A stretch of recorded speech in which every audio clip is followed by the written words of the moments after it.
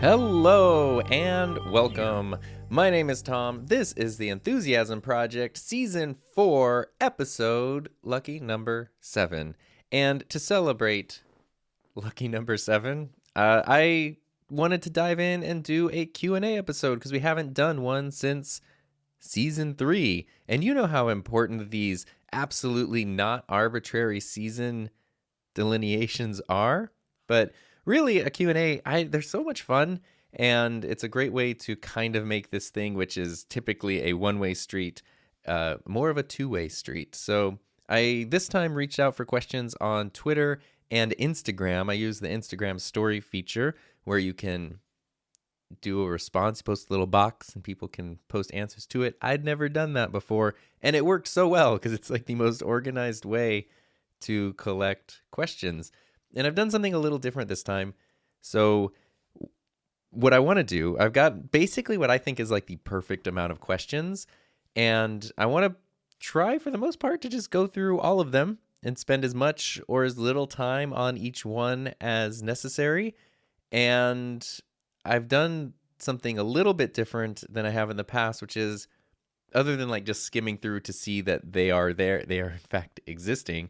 I haven't read these or prepared any kind of responses or anything like that. And that's not purely because of laziness. It's actually because I just sort of think it might be more interesting to kind of just, if we were actually having a conversation and you were like, hey, Tom, question, I would be like, hey, answer, instead of let me sit here and formulate a response. Not that that's bad, because in a way that might be more effective, but I don't know. Just wanted to try something a little bit different. So we will start with Twitter because that's what I'm looking at. So again, thank you to everybody who sent in questions. I really, really appreciate it.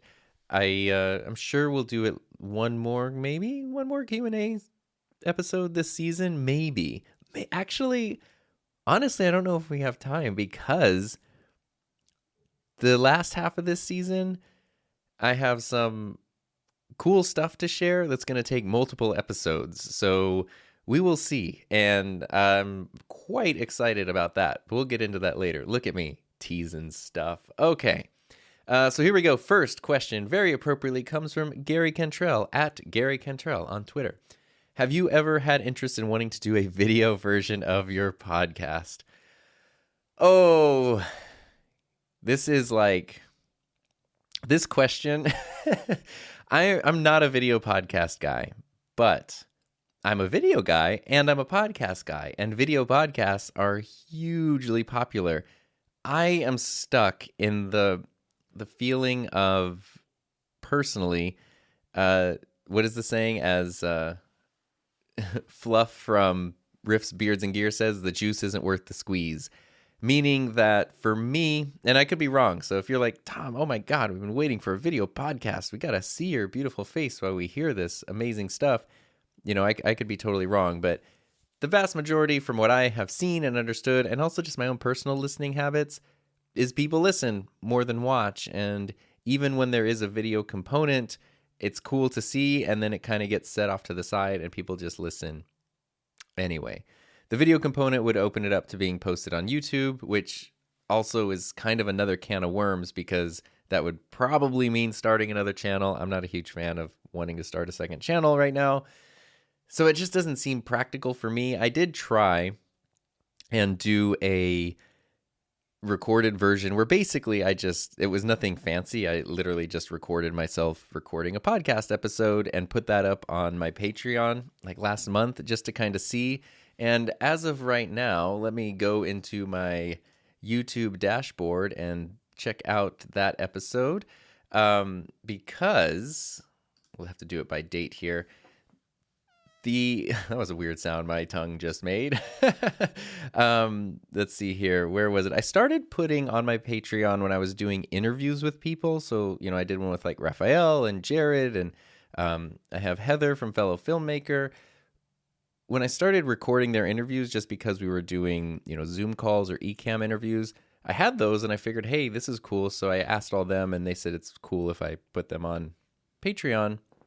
And so that's what I did.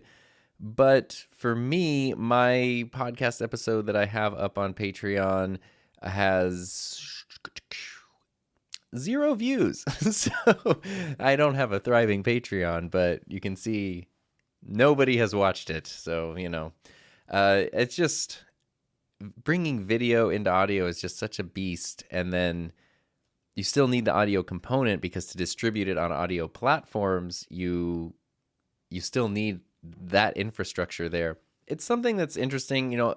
Some people have great success with it and some people don't. And I think it really does depend on the show specifically. It's maybe something I'll dabble in at some point. But for right now, the beauty of podcasting is how easy and accessible it is, and how the equipment and the tools kind of get out of the way and let me just do the podcasts, and bringing in video would kind of flip that dynamic. Not really something I'm looking to do right now, but we'll see as time goes on. But this is a perfect transition into question number 2 from Patrick Boberg at PatBoBomb on Twitter. What are your thoughts on Patreon and or YouTube channel memberships? What would make you consider participating in them? I'm not sure, Patrick, if you're talking about participating as like a patron or a member or having them for people. So I do have a Patreon, patreon.com/TomBuck. And it's pretty basic, but it's I don't really promote it at the moment. And the reason for that is because I would actually like to try and grow either a Patreon or a YouTube channel membership, but I kind of don't know which one to do. And I know some people do both, and both feels a little messy to me. It wouldn't really be that difficult for me, but for the members, I just feel like they might, even if I was posting the exact same extra content to both things, YouTube members and patrons, that they would, they might feel like they're missing out. I'm paying for this and they're getting something. Like, I would just feel kind of bad about that. And I haven't quite figured it out. So Patreon, the creators get more of the income, and YouTube takes like 30%. So you get 70% of everything that comes in. So YouTube takes significantly more. I think Patreon takes 85, 90%, something like that. I could be wrong. But so Patreon is better for actually getting more of the money. And if you are a supporter of someone, more of your money actually goes to the person. Whereas YouTube, they take more of the money. But for someone like me and what I do specifically, the thing about YouTube channel memberships is they're so easy to integrate. I actually have it all set up. I've gone through and I've added all the little things. I've made all the tiers. I've gotten it all approved by YouTube, where all I need to do is press the button to make it public. But I just haven't done that yet because I'm not sure that I want to. But it's so easy to, you can create a community post that's only for members. You can schedule videos right natively into YouTube that are only for members, where it's not that different than Patreon, where you just like upload an unlisted video and then share that to Patreon. So it's not like, it's like 2 extra small steps, but the native integration of YouTube memberships for a YouTube creator, especially for someone like me, is really nice. Patreon, I guess, has more of an opportunity for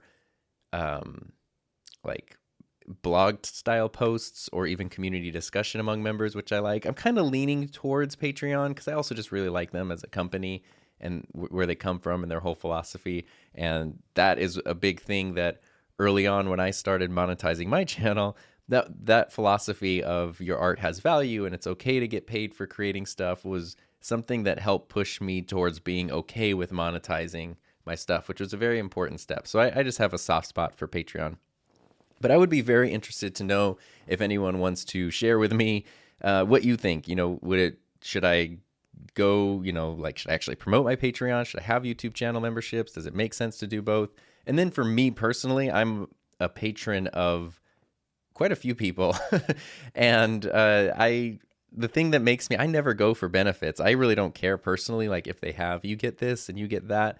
In some cases, I almost don't want anything because some people will be like, oh, if you're this level, you get a t-shirt or a sticker or whatever. I'm like, I kind of don't want like more stuff. I just want to support somebody that I get a lot of value from and someone that I appreciate and someone that I just am happy that they get to do the thing that they get to do, maybe full or part-time because of viewers like you. And that's kind of what goes into me. So I don't look for perks for the most part. I do like having access. I'm a patron of Luke Towan, who does scale models, and his channel passed 1 million subscribers late last year. So it's a big channel, but on his Patreon, he's super active. He's super nice, and it's so easy to like actually engage. So if you want to be able to kind of like have dialogue, ask questions, depending how people run theirs, it's a pretty good way to do it. So I do like that. And another thing too that I like, and this is going to sound like a weird flex, but okay, is when I do live streams on my channel now, not that I do them, I'm really happy that like lots of people watch it and it's really cool and the chat goes crazy, and it, like I could just do the live stream until I pass out basically. Like there's not a lull, like it grows and it's really, really fun, but it can be kind of difficult. Like I really need Heather there to moderate the comments. I can get distracted. I can fall behind on stuff, and it can be it can be kind of tough to have that dialogue. Whereas one of the things that I would like to start implementing more in the membership things, whether it's YouTube or Patreon, are members only live streams, because they will be smaller, which means it's a little easier to have, like right now it would be awkwardly small where literally like nobody might show up. But if it can be kind of a smaller number where you can really kind of have more of a back and forth, I would love that in terms of community building. So I think it was a long wandering answer, but those are my thoughts on those things. And I would love to hear thoughts and feedback from anyone who would like to share that with me. Here's Bob. Speaking of guests on the show, just Bob's on Twitter. I remember when you first asked a question on this and I heard you answer it on the podcast, and I was so freaking happy. Thanks for that. Made my week. That's not a question, Bob. I'm just kidding, but that's amazing. And if you haven't checked out Bob's channel, she has been absolutely killing it lately. When we talked and she was here, she was doing her podcast and which could be called the Bobcast. Oh, I love that. And that was going well, but she was kind of like dabbling with the idea of making non-podcast YouTube videos, and then she just went full into it, and the channel's been going awesome. So congratulations on that, and everybody should check it out. Gold Ranger at Shingil on Twitter. How do you manage a work-life balance when your partner is also a content creator? It can be tough. Fortunately, Heather and I both have the same philosophy of we're not trying to make our lives fit any existing mold.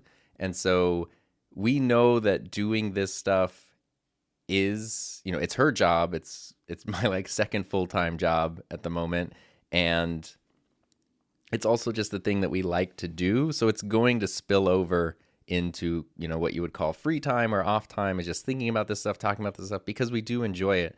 And so we're pretty good at not beating ourselves up for that, but also just recognizing when, it can cross the line into where it's now you can see that we're being stressed out or we need time away. And so one or the other of us is pretty good about, hey, let's take a break. Let's do this.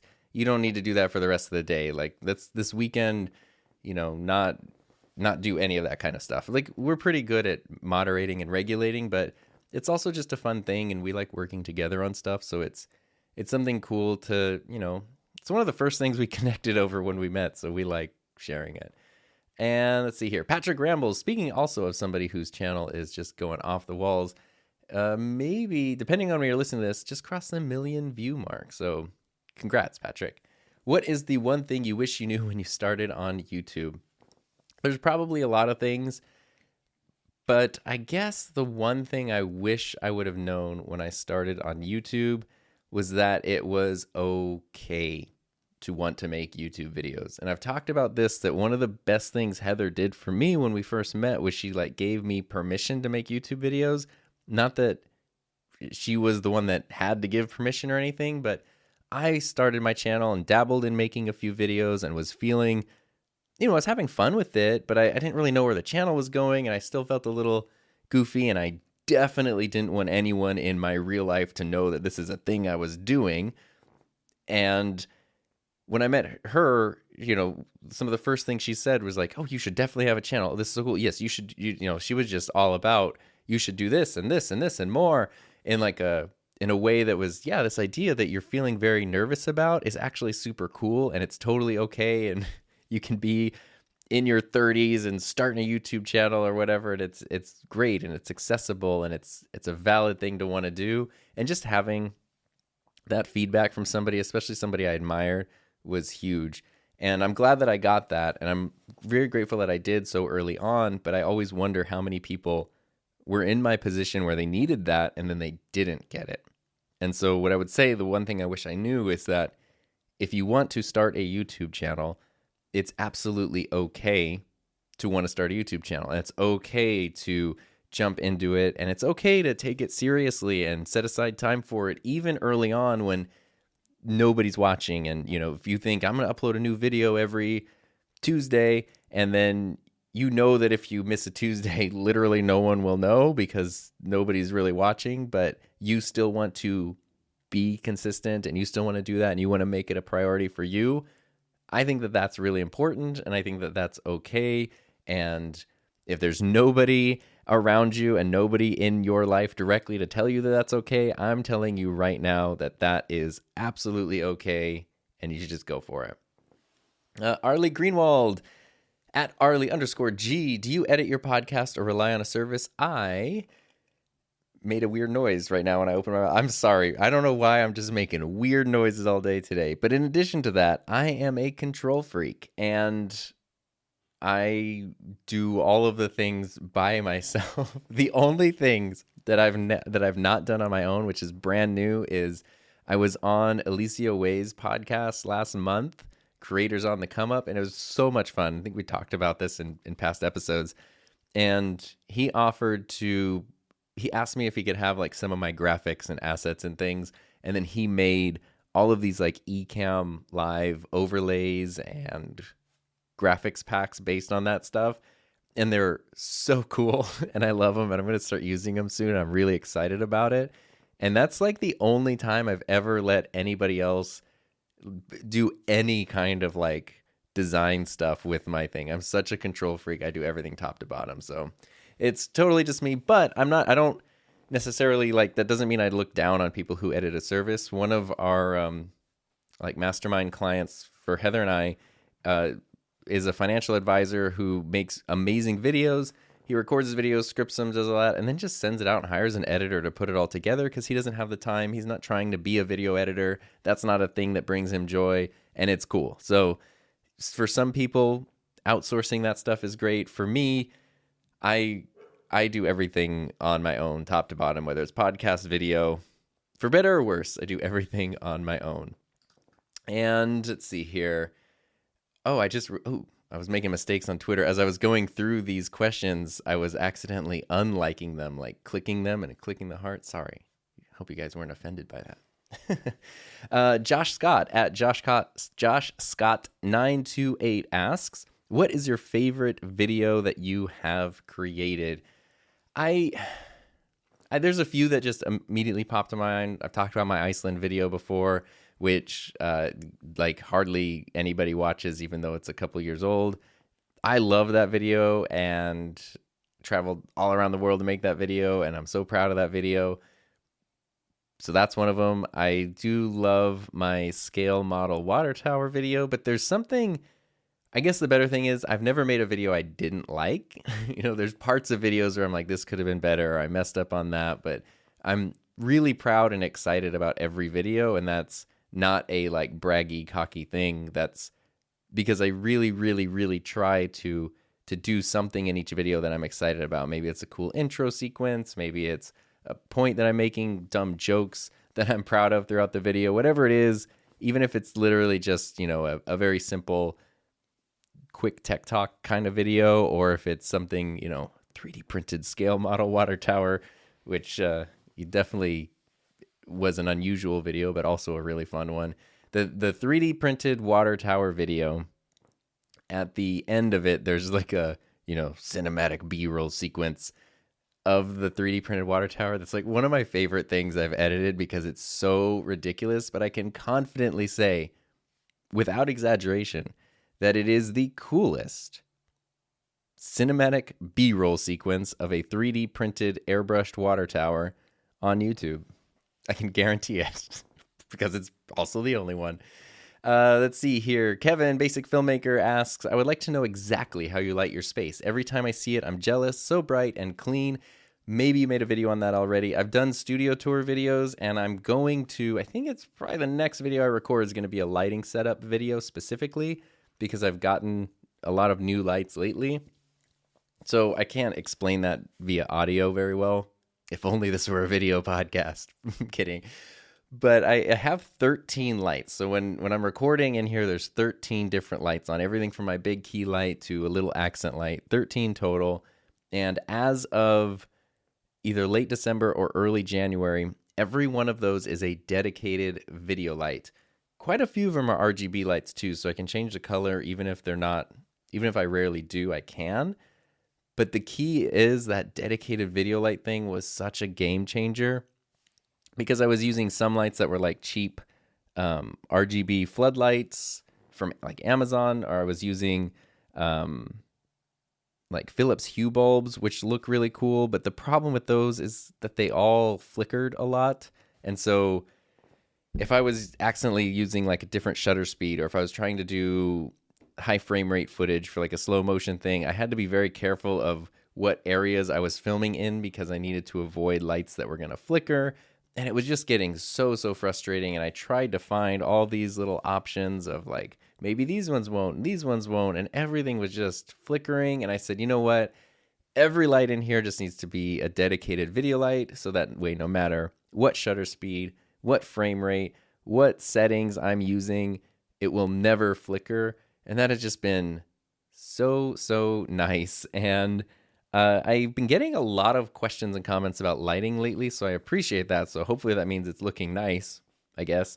But also I do actively try to do bright lighting as opposed to like kind of the dark and moody lighting that is a little more common or a little more popular. Not that I don't like the way it looks, I do, but I just went the other direction. When they zigged, I zagged. It's a joke from last week's episode. So thanks. That's everybody on Twitter who's sending questions. Now, the vast majority of questions came from Instagram, which is very exciting. It's so easy because they're all just right here. So let's jump over to Instagram. Podcast_host_Naldo.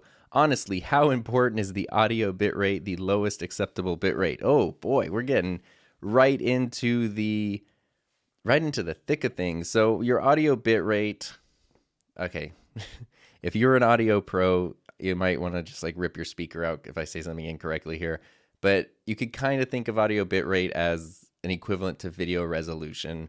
You know, high bitrate would be something like 4K, 8K, super crisp, super clean. Low bitrate's going to be muddy and sort of funky and just not as high quality, not as rich and full. I do. Let's see. I can just look up my stuff here because I can't remember off the top of my head. But I keep everything, let's see, the lowest acceptable bitrate. 192,000 is kind of like the average. That's sort of for podcasts at least.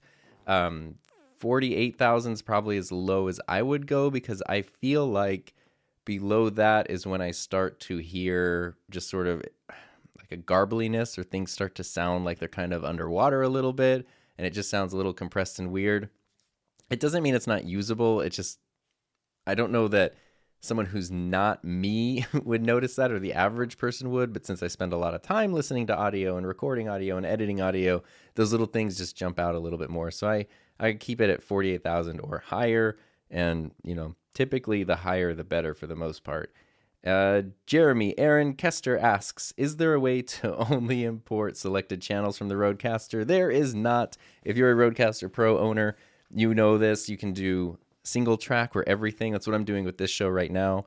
The music, and you know, when I make a goofy joke thing like, do you know why Batman uses a Shure SM7B and Robin uses a Shure SM58?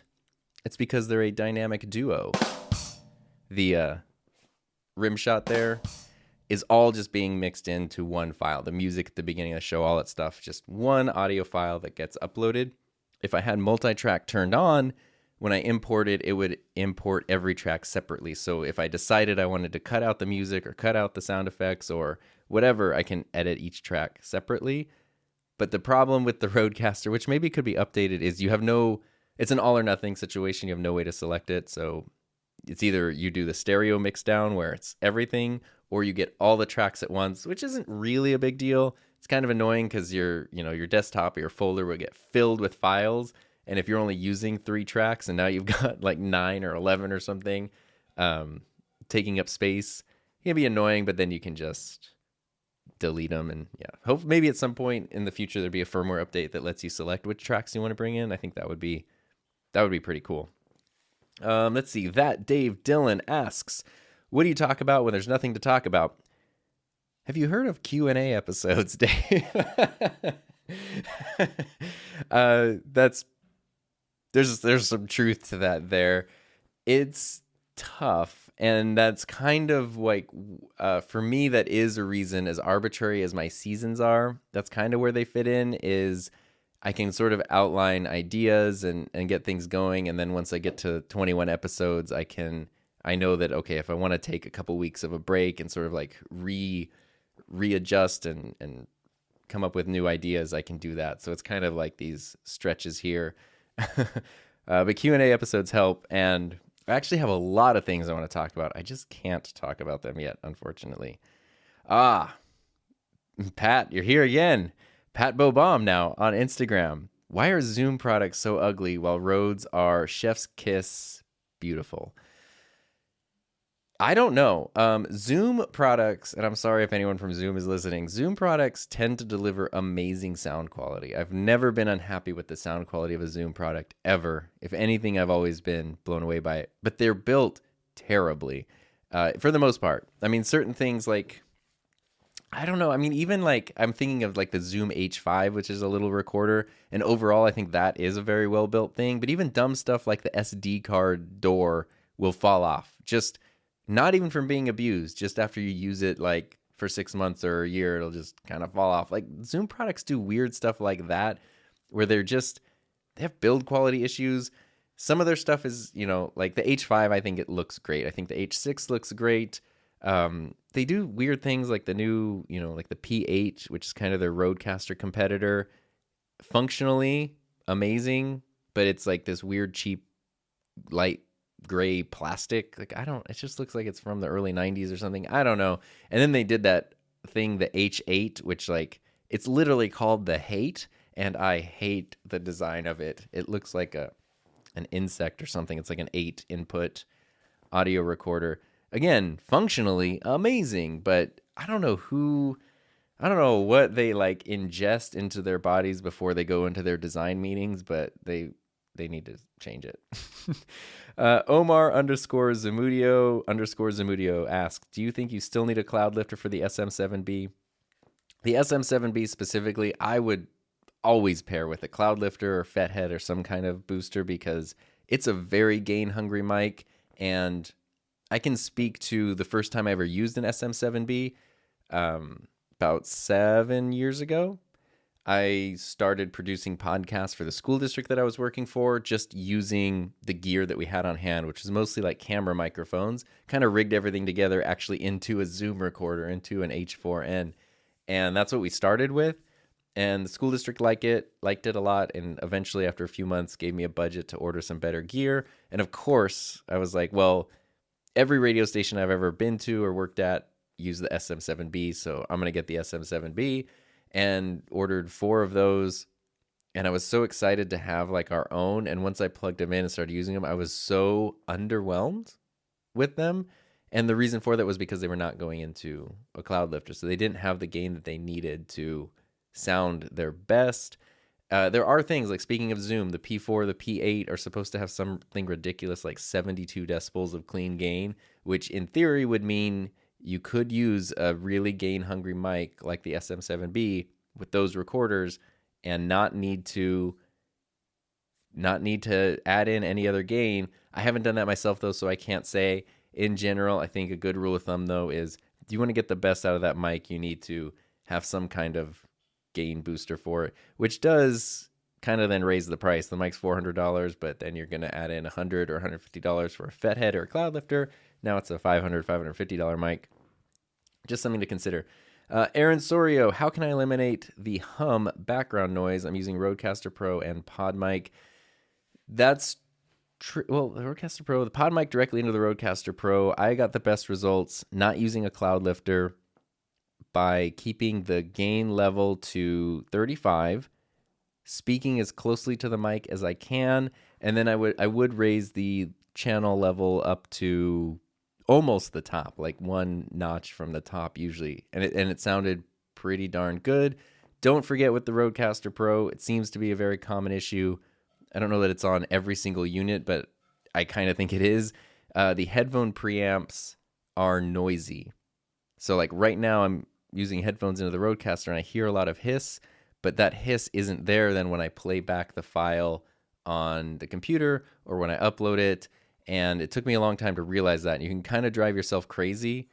I made a video about this a couple weeks ago, but it can, you're trying to get things to sound clean, and no matter what you do, there's always hiss. And then I learned that the headphone preamps are just noisy for some reason. I don't know. I guess that might have been an area where they just couldn't, they just use something cheaper than maybe they should have, and there's always hiss there. But the actual preamps, like the mic preamps for the Rodecaster, are incredibly clean, and I guess it's better that the recordings will always sound better than they do in your headphones, but it can definitely drive you nuts. So make sure your hiss is actually on the recordings and not just in your headphones, and gain at 35 and then boosting the volume as much as you need to. Got good results for me. I have been using a cloud lifter for a while now, and I do like it because it just kind of eliminates that issue altogether, and that works well. And if you're still having issues with hum and stuff or hiss, you can always throw it into like something like Adobe Audition and run some denoising. They have some amazing like noise removal tools that don't ruin the quality of the audio. Thorpe Creative asks, do you edit or just upload? I watch your YouTube videos, but I can't remember. Oh, podcast. I was like, yeah, my YouTube videos are heavily edited. Podcasts, for the most part, no editing. I know, amazing. It sounds like this is just perfectly edited. There's definitely no weird noises that just fall out of my mouth and stuff like that, or dog barks in the background. That's kind of the point of this show. I've talked about it before, is this is my personal podcast, and I like just kind of running through it and typically not editing it. If I'm doing an interview, yes, I will edit that. If Peter and I are doing our podcast, I definitely edit that, just because there's always that little delay where we're on other sides of the planet and things just sound weird. And since I do have both audio tracks, it does become easier to like, I don't know, he'll be talking and telling a story, and then I just hear myself go, and it's like, why did you do that, Tom? So I can just cut that out. Or because I'm talking to someone else, I have the tendency to go, and it kind of gets in the way of the story, so I can just get rid of all my annoying sounds there. It's a weird thing when it comes to podcast interviews, because naturally you want to, when you're talking to someone, you want to respond to them to let them know that you are engaged with what they're saying. But in recorded interviews, that can be so distracting for the listener. So it's sort of a weird thing. You ask someone a question, hey, tell me about blah, blah, blah. And then when they're talking, you're just like trying to actively not respond, or non-verbally respond, at least, like a lot of nodding and things like that, or smiling, but trying to not overwhelm your audio track with weird little noises that are going to distract the listener. So that kind of stuff I definitely edit out. And once you start going down that route of podcast editing, it's such a rabbit hole of trying to then make everything sound as good and perfect as possible. So yeah. Xavier T, how to get more sponsors or get money out of a podcast? I would really like to know the answer to that too. I've never monetized a podcast yet. It's something I am interested in doing, but of course, interested in doing in a way that doesn't make the podcast terrible and doesn't take up a bunch of time or ruin the flow. There's a thing, and this happened a lot, like when I worked at a TV station, one of my jobs for a while was working in master control. I don't know how this runs now, or if it's still this like hands-on, or if it's more automated, but this was back in like 2002 to 2004-ish, like that time frame. Master control was where the TV station would play all of the shows for the day. So we were the ABC affiliate, and we were the Fox affiliate, and we were the Univision affiliate. So it was actually 3 channels, and somebody would be manning like each channel station. And it looks like NASA mission control. There's monitors everywhere. There were just VCRs because everything was on like beta tapes, and you just like, oh, it's time for Jeopardy. Okay, put in the Jeopardy tape, and then you kind of when you're supposed to go to commercial, so then it goes to commercial, and then you have the commercials that have been purchased for that slot are there, and then you have to log the exact time that they played, so that way the client has reference that the commercial actually played. And the reason I'm bringing this up, why the heck am I even talking about this? Sponsors and money, is what I learned was watching some of these shows, not necessarily something like Jeopardy, but like a lot of these talk shows or a lot of news shows, it would be, I'd be running the commercials. They would go, okay, like, welcome. Today, we're going to talk about this amazing thing, and it's going to be so great. So let's take a break. And when we come back, we're going to talk all about blah, blah, blah. And be like, oh, cool. Can't wait to hear about that. Then commercials, and they come back, and they're like, welcome back. We've got so-and-so with us, and we cannot wait to dive in and talk about blah, blah, blah. But did you hear first that this little thing happened over here? Yeah. Oh, amazing. And look, here's a joke thing that's happening over here. Okay. Now sit tight, person, because as soon as we come back from this break, we're going to talk about blah, blah, blah. And then we go back from the break, and then they're like, okay, now let's dive into it. Tell me, you were going to say something about blah, blah, blah. And they're like, well, blah. Oh, that is so crazy. Okay, let's take a break and come back and finish up that thought. And then they come back from the break and like, well, today we've been talking with this person. We heard all about blah, blah, blah. We'll see you guys next time. And I'm like, well, they never actually even did. They never said anything. It was a whole show and nobody said anything. And I've listened to, that's daytime television, which like is mostly garbage. But I've heard podcasts. There's some that I've listened to that it sort of evolved to that, where like it almost feels like every time someone's about to hit the rhythm with a story or get to a part I'm really interested in, it's like, oh, now there's a commercial break or an ad read. And sometimes it can be very, very smooth where it sort of like fits in naturally, but other times, like, especially if it's a live ad read, it just derails the entire conversation because now someone's talking about some unrelated mattress or whatever for 2.5 minutes, and then they come back and like, oh, that thing you were saying, when we were having a natural conversation, and everybody's like thrown out of it. So I don't want to do anything like that. If I learn how to monetize a podcast, then I'll let you know. It's a question I can't answer right now. But I would also say the same thing with YouTube. If you get into podcasting specifically with the goal of monetizing, you're definitely setting yourself up for failure. And it's also important when it comes to monetizing podcasts, the numbers are so different from YouTube, so much smaller, but the listenership is so much different. Like it's so much more engaged, and what I would call like quality listeners. That's my compliment to you. That I don't know how that translates, because you're fewer people are listening, but they're more engaged. So I don't know how that affects the costs and the numbers and things. Bailey Stone 006, or not 006, Bailey Stone 06 _ asks, what is your absolute favorite part of being a media teacher? My favorite part would be when I get to, okay, there's a thing that happens. It hasn't happened in a while because we haven't actually been in the classroom, but when the controlled chaos is running smoothly, if that makes sense. So I've shared knowledge with students, and we've covered topics, and now everybody's kind of working on stuff. And when I can walk around my like classroom, lab, studio space, and everybody's working on something, but everybody's working on something different. So you can literally walk by, this person is doing a digital design, this person's doing a photo thing, this person's writing a script, there's a group over here making a stop motion, someone's setting up a costume for a scene here, someone's editing videos over here, and I can just go group by group and just sort of help out with whatever. So I'm not teaching everybody the same thing at the same time. I'm helping these people figure out how to make their stop motion more smooth. I'm helping people figure out how to set up the mics for a podcast they're recording. We're working on lighting for a photo shoot. And it's just like, you can kind of just bounce back and forth, and all that different stuff is happening at the same time. It's a really, really like invigorating environment to be in. And then when you get to help students find creative solutions to problems, like they have an idea, but they don't know how to bring it to life. And sometimes that could be because they don't know how to use something. Like they want to mount something somewhere and they've never used a C-stand before. And then I can explain them, the magic of the C-stand. Or they have an idea for something and the solution doesn't really exist yet. And so we have to kind of think, okay, what would be a way to achieve that? And do we need to like rig something up? Can we, what can we do to make that happen? And that kind of creative problem solving is really fun. It's super rewarding.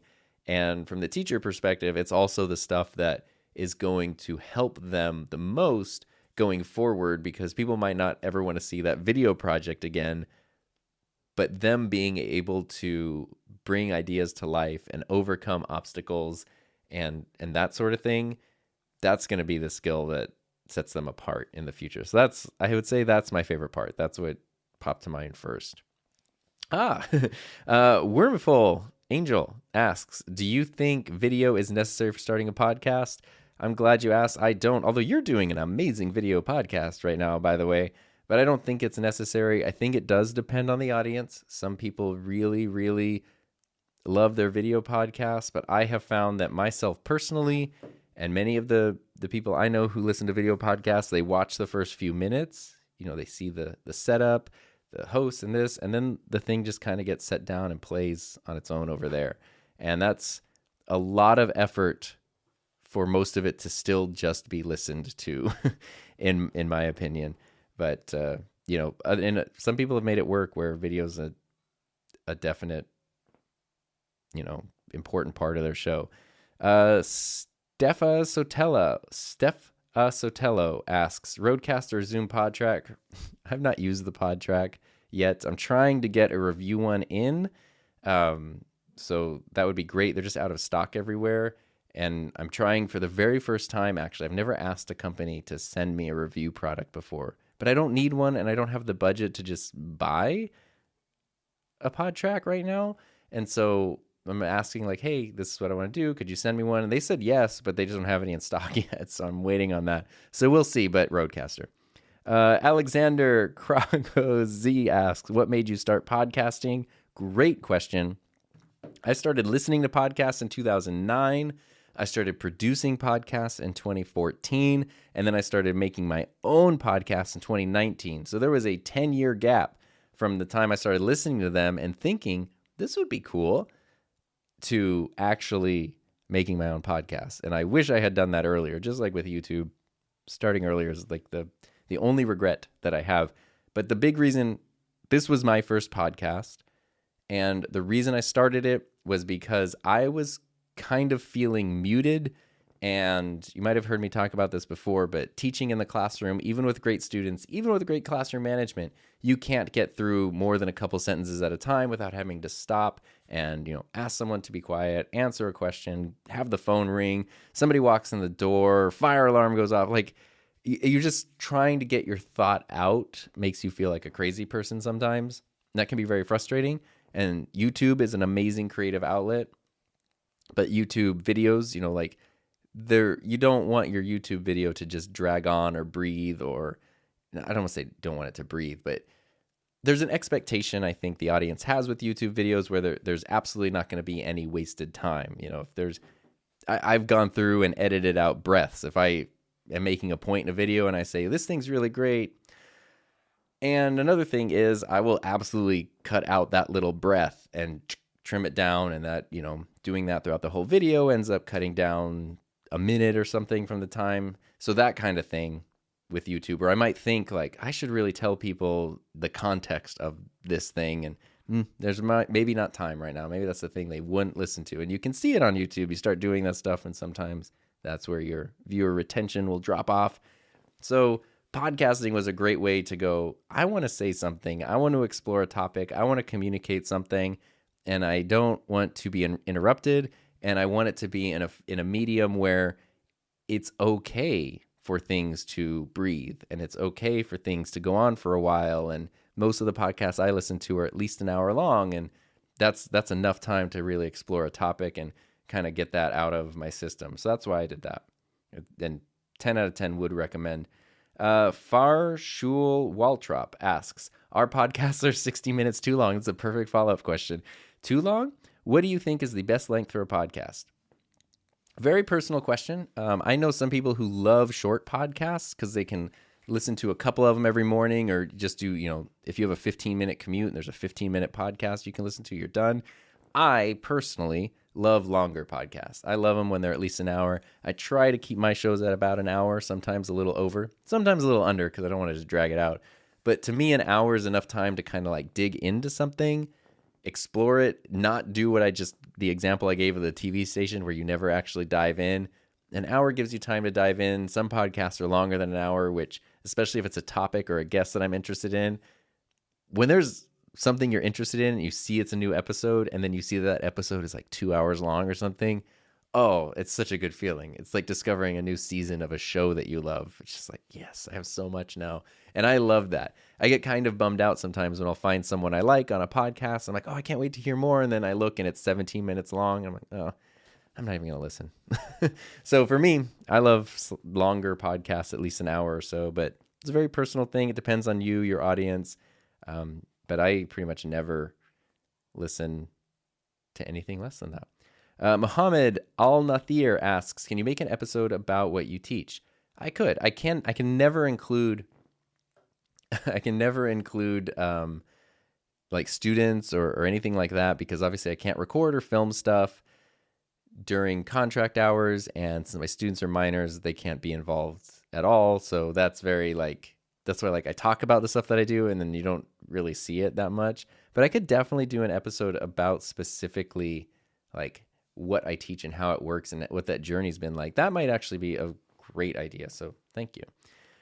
Jeff Zenisek asks, can you use the Rodecaster Pro as an interface for lives on iPhones? Yes, you can.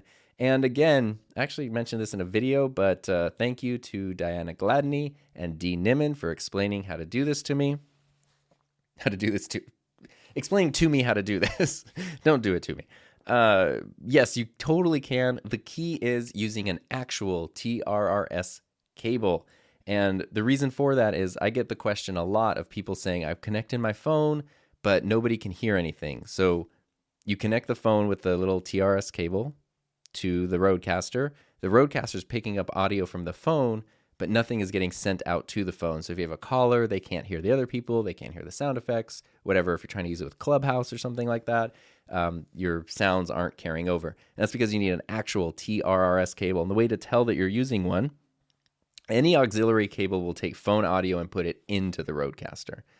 But the TRRS is the one where at the tip of the cable, there's 3 black rings. Most auxiliary cables just have 2. But you need one that has 3 black rings on each end, and that third ring is what's going to allow the Rodecaster to basically take over the microphone of your phone. And so the sounds that are coming from the Rodecaster will then go in to the sound. So you can think of the other 2 rings as not the technical explanation, but the other 2 rings as outputs, and that third ring is an input for your phone. So just make sure using an actual true TRS cable, and then just plug it into the smartphone input, and you should be all set and ready to go. Just Bob's hanging over here. How are you so awesome? Well, let's see. I guess I shouldn't give away my secrets. I play to my strengths. But thank you. Hauser75 asks, if you could add just one more feature to the Rodecaster, what would it be and why? You know what I'm looking at right now, actually, just by coincidence, is a list I've made of 5 features I would love to see in the Rodecaster 2 if they ever make one. And just to go in line with what we've talked about earlier, better headphone preamps. And I've actually talked with a couple of people at Rode about this, and they're interested in knowing more. So I know it's not just me. It seems like everybody I've talked to with a Rodecaster has noisy headphone preamps, but Rode almost seemed like kind of surprised by it. So I'm not sure if it is something that only affects a few, or it's something that develops over time.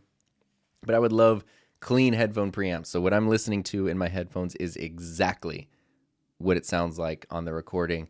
That would make things so easy. And another simpler one is in the last firmware update, the beta version had a reverb effect, which was super cool. It was great. And then the release version didn't have that effect anymore. And I would just love to have that reverb, maybe even some other effects brought back, because it was so cool. I loved that. DJ Louis says, my question is too long. That's what she said. Mike the Alvarez. Oh, Mike. What's a tool in your arsenal that you really had doubts about, but was really useful? That is such an interesting question, because typically the opposite is true. There's something where you're like, I'm going to get this thing and I'm going to use it all the time and it's going to change everything, and then use it once and it sits on the shelf. And you're like, oh no, I never use that. I think the obvious choice right now is the Mac Mini, the M1 Mac Mini, which my most recent video as of this recording is all about the M1 Mac Mini, and I put it through kind of a ridiculous stress test there, and it handled it like a champ. I just bought the cheapest base model, which now you can get refurbished for like under $600. That thing, because I just bought that for situations like this, when I'm doing a podcast or I'm doing a Zoom thing, and I just want it to be quiet because my MacBook Pro, the fans are so loud. Even though the computer is very, very powerful and very, very fast, the fans are ridiculously loud, and it gets picked up in podcasts all the time. And I got the Mac Mini to solve that problem, and I just expected it to use it for those things. And literally, like, I don't even have my MacBook Pro anymore. I sent it in as a trade-in, and I'm like waiting for them to verify the conditions so they can hopefully send me money. But it's that good. So something that I just thought would be like, this will be okay, and then it just changed everything, was the Mac Mini. And Mike, I know you have the Mac Mini too, the Mike Mini. Francisco's here. Francisco.cruz with 3 Z's. Question from your student. Speaking of, is it difficult to do both teaching your students and YouTube? Yes, it is. Because it's like, as things have grown, it's just become 2 full-time jobs. And I've talked about this in the past. It's not that it's difficult, because they both make sense and they both have priority, but it like, they both demand time to be done well. And for the past over a year now, I would say it really has been the time of 2 full-time jobs, and it's very, very tiring. So that is very, very difficult and definitely not sustainable. So that's what I'll say there. Obviously, _blue says, can you do an Adobe Audition tutorial for podcasters? Love your content. Well, thank you so much. I have a few Adobe Audition videos. I have another one that's coming out this week, and I feel so bad because I know I shouldn't care about this. My audition tutorials never do well, which is actually not correct. The people who watch them seem to like them a lot. There's just not a lot of people that watch them. And, it's a bummer because I really love Audition. I love talking more about it. But yes, absolutely. And to do a not shameful, to do a shameless self-plug, the podcast course that I'm working on will talk basic audio editing, but the plan is, should that course go well, one of my future ideas is to do an advanced audio editing course. So obviously that wouldn't be a free thing, but that would kind of dive into more advanced audio editing. And if I can ever get, Adobe Audition tutorials kind of off the ground a little bit on my channel, I would love to do some more specific to podcast editing. And let's see here. Last but not least, Alexander.small. How to start a podcast, blog, or YouTube channel. The answer is, this is like the least satisfying answer I could give you, is to just get started. Don't get stuck in planning purgatory.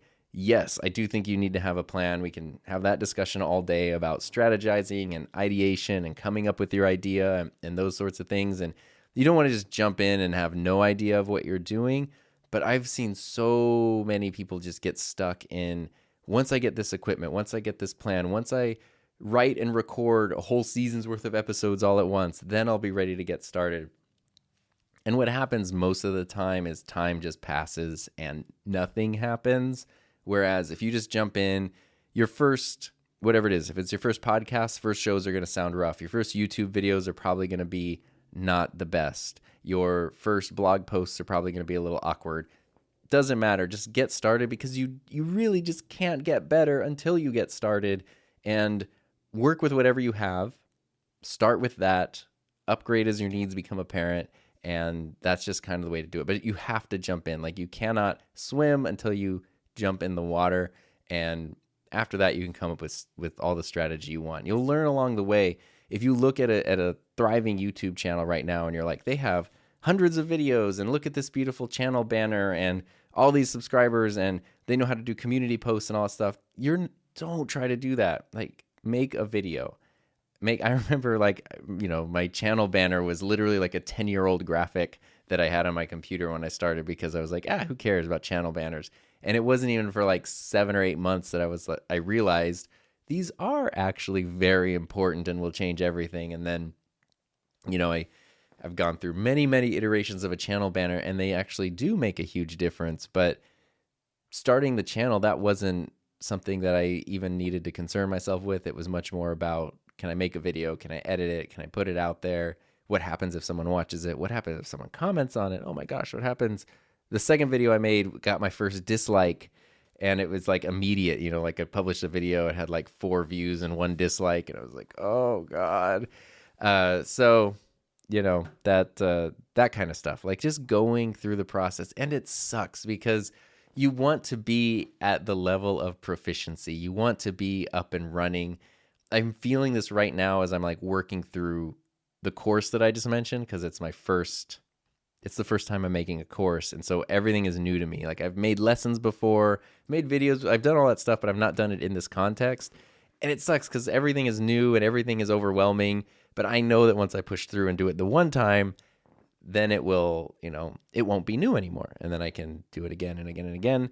And that's kind of the same thing. Like you just got to get started, and you want to be good. You want everything to be perfect, but you just have to go through those growing pains. You have to go through that learning curve and just persevere and get through it. But like I've said an infinite number of times almost, the only regret that I have is not starting sooner. So if you're thinking about it and you have the itch, like go to YouTube and click create account, or sign up for a blog website, or, go to Anchor right now and use your phone to record and upload a podcast today, because you absolutely could. Don't wait longer. Every day, every month could just be one more episode, one more rep in, one more chance to build an audience, to grow your thing and do what you want. So that's I think a great note to end on. I feel motivated to go make a thing. Oh wait, I'm making a thing right now. So thank you to everybody who sent in questions. I really, really do appreciate that. It's really, really fun. And I'm looking forward to future episodes. Got some super exciting stuff to talk about. I know I'm being like cryptic and thing, but it is the way that it is. If you're interested in my podcast course that I mentioned, you can go to himynameistom.com, and then right on the homepage there's a button you can click, which is very clearly a button that says join the waitlist. And the course is not out just yet as of this recording, but you can sign up for the waitlist, and I can hint that those of you who sign up for the waitlist may be privy to some sort of early bird discount, like older folks get at restaurants, but you can be any age. Anyway, cool. That was a way to not make sense at the end of this. Well, thank you so much for listening. If you have feedback or thoughts or follow-ups on questions or anything, feel free to reach out to me at SoDarnTom on all the things. I'd love to hear from you, and I will see you next week.